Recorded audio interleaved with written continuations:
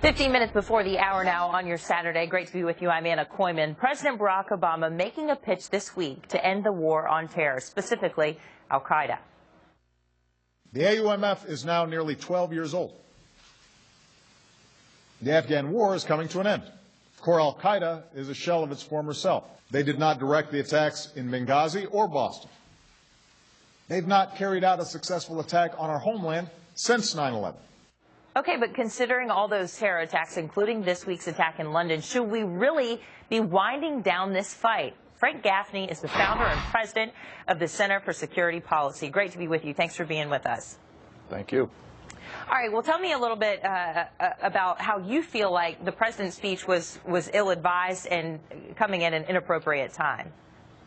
Well, you know, Memorial Day is an opportunity for us to reflect on one central reality throughout history. One side can't end a war except through either winning it or losing it, surrendering. And I'm afraid what the president laid out was pretty much a ruling out of winning and an embrace, though he may not have said so much, of surrendering. And the trouble here is that we're not clear about who it is we're signaling a willingness to surrender to. We've been calling them terrorists for years. I don't think that's appropriate.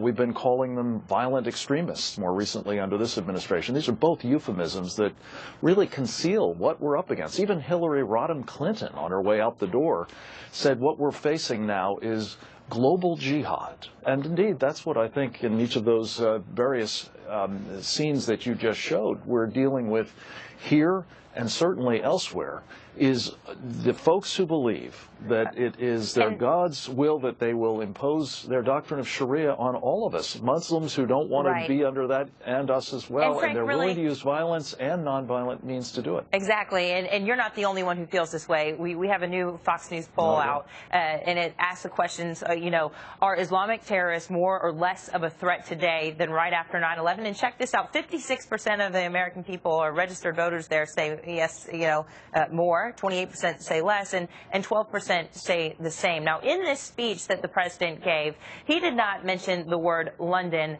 one time, and you know that had just happened. David Cameron coming out calling it terror.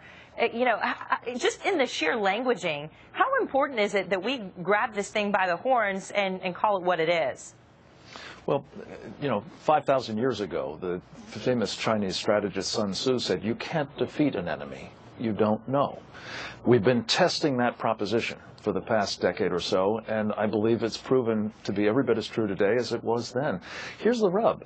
The folks who we're now signaling a willingness to accommodate are only emboldened by it. In fact, their doctrine, this Sharia notion, as you can find in this document at securefreedom.org, it's a thin little précis of what the Muslim Brotherhood, not al-Qaeda, but other Islamists under their banner are saying, and it is that they will destroy us from within, if possible, by our own hands. We've got to be clear. That's and they're what not we're even, up against. When our enemy is not scared to die themselves for the cause that they're believing in, I mean, it's certainly a scary thing.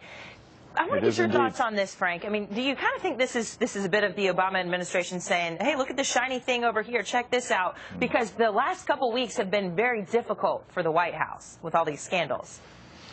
Well, look, I don't think they're beyond manipulating us. And what is more worrying is not so much that they want us to sort of be deflected from some of the problems of our time. It's that they're not even articulating correctly or addressing effectively the central problem of our time, which is this threat. It is today's totalitarian ideology that seeks our destruction. Ronald Reagan warned every generation faces this kind of threat.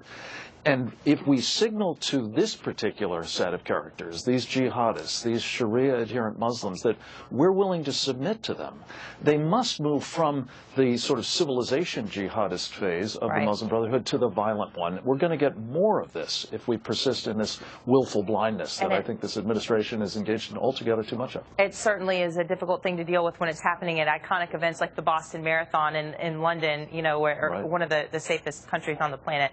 Frank, thank you so much for your time today. Happy Memorial Weekend to you. Thank you, Anna. 49